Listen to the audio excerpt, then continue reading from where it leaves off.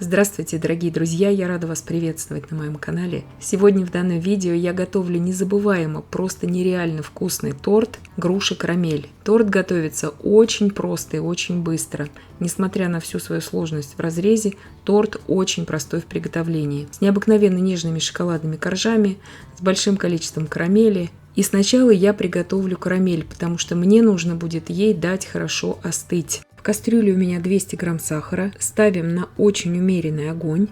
180 миллилитров сливок, 30% жирности я довела до кипения и добавила туда щепотку соли. И сняла с огня и отставила пока что.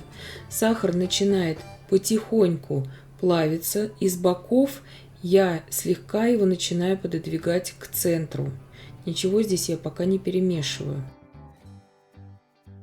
Еще раз повторяю, на очень умеренном огне я все это делаю.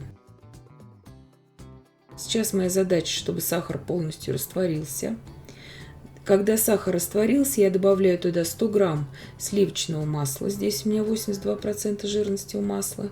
Все это просто перемешиваю. Сейчас у меня плита полностью выключена. То есть в горячей карамели масло полностью разойдется. И туда же я сейчас вливаю все горячие сливки. И опять все очень хорошо перемешиваю. Еще раз повторяю, что плита у меня выключена на данный момент. Как только прекратится вот это бурное шипение, я опять включаю сейчас плиту на умеренный огонь и провариваю карамель примерно 1,5-2 минуты, но это очень примерное время, до температуры 106 градусов Цельсия. И карамель готова. Я ее снимаю сейчас с огня. Переливаю ее в жаропрочную емкость, где она у меня просто будет остывать. Сейчас до комнатной температуры. Видите, ничего не подгорело. Все, карамель вот такого цвета должна получиться, то есть ни в коем случае не темнее. И сейчас приготовим шоколадный корж. Сначала приготовим сухие ингредиенты. 220 грамм муки, 40 грамм какао-порошка и 10 грамм разрыхлителя. Я сейчас перемешиваю и отставляю пока в сторону. 4 яйца среднего размера, весом примерно по 50 грамм без скорлупы, комнатной температуры. Щепотка соли. 2 пакетика ванильного сахара по 8 грамм.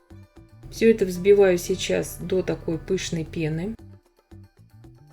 И добавляю туда 180 грамм сахара.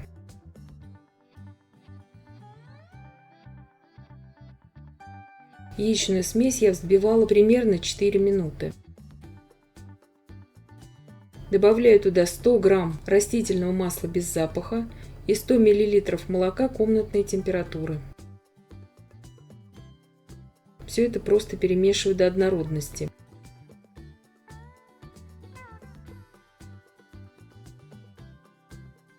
Просеиваю туда всю сухую смесь. И также сейчас миксером просто перемешиваю, ничего здесь долго не взбиваю. Тесто получается таким подвижным, это так и должно быть, это нормально. Выпекать буду при температуре 175 градусов Цельсия на режиме вверх-вниз без конвекции. Форма у меня здесь 28 на 18 сантиметров. Также можете брать и круглую форму 24 сантиметра в диаметре. Выпекаю примерно 35 минут на среднем уровне. Дверцу духовки, конечно же, во время выпекания мы не открываем. Выпекаю примерно 35 минут. Убираю выпекаться. Корж у меня испекся, я ему дала остыть в форме. Когда он у меня уже остыл до комнатной температуры, извлекаю его из формы и сразу же, ничего не жду, нарезаю его на коржи. Этот корж очень неприхотливый.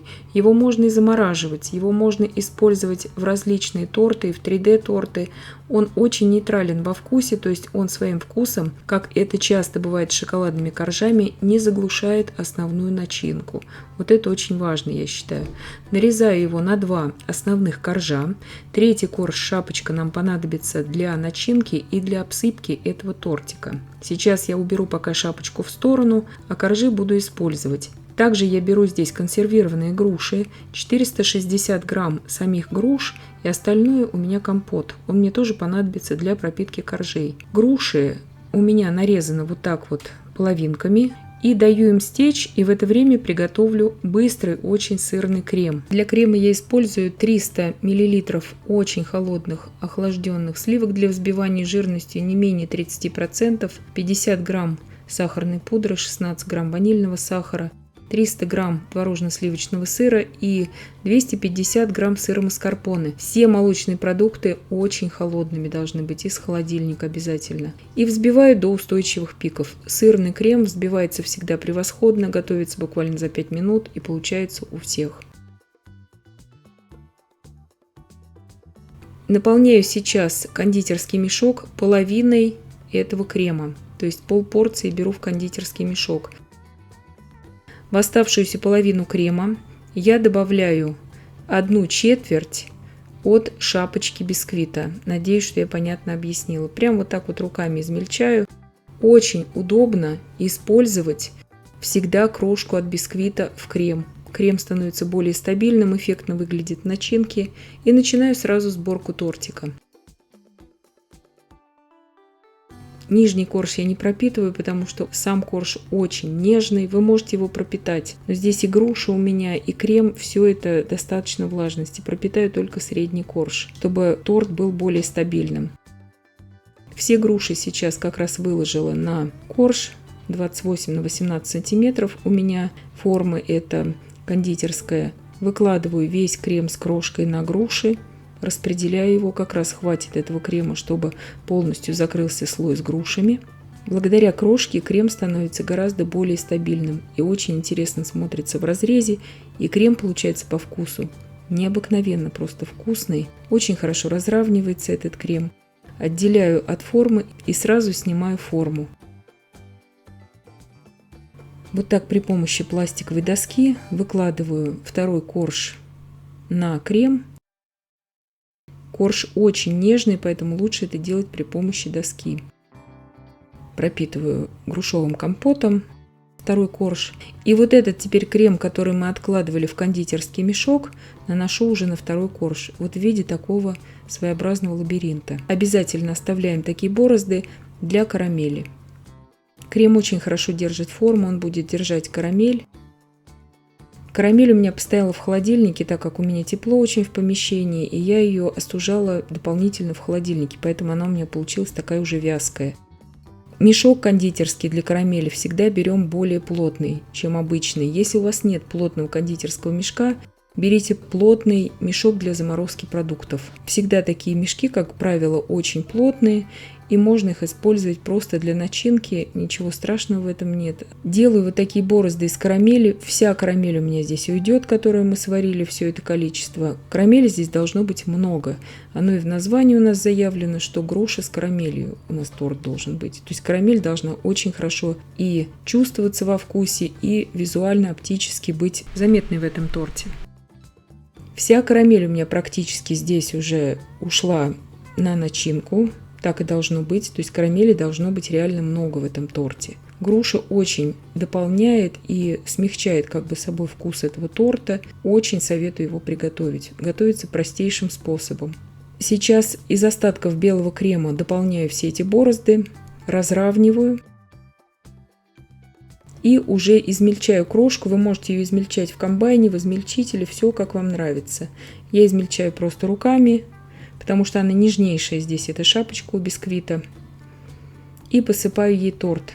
Конечно же, крем должен быть очень холодным. Сырный крем, он очень хорошо выравнивается. Им прекрасно можно выровнять и домашний тортик. Посыпаю сейчас этой крошкой весь торт. Обильно посыпаю. Его можно убрать на ночь в холодильник. Я убирала буквально его на пару часов в холодильник, чтобы он стабилизировался. Если у вас крем будет менее таким стабильным и вам захочется его поставить в форму, вы можете просто обтянуть его пищевой пленкой. Убирала в холодильник на пару часов этот торт. Он стабильный, он никуда не растекается. Карамель желательно использовать все-таки охлажденную здесь в начинке. Это залог того, что торт у вас сразу будет стабильным. Торт необыкновенно просто вкусный. Всем советую его приготовить. Нежнейший на вкус торт. И я надеюсь, что видео было полезным и познавательным. Подписывайтесь на мой канал, ставьте лайки, пишите комментарии. Я всем желаю больших успехов и до встречи в новых видео.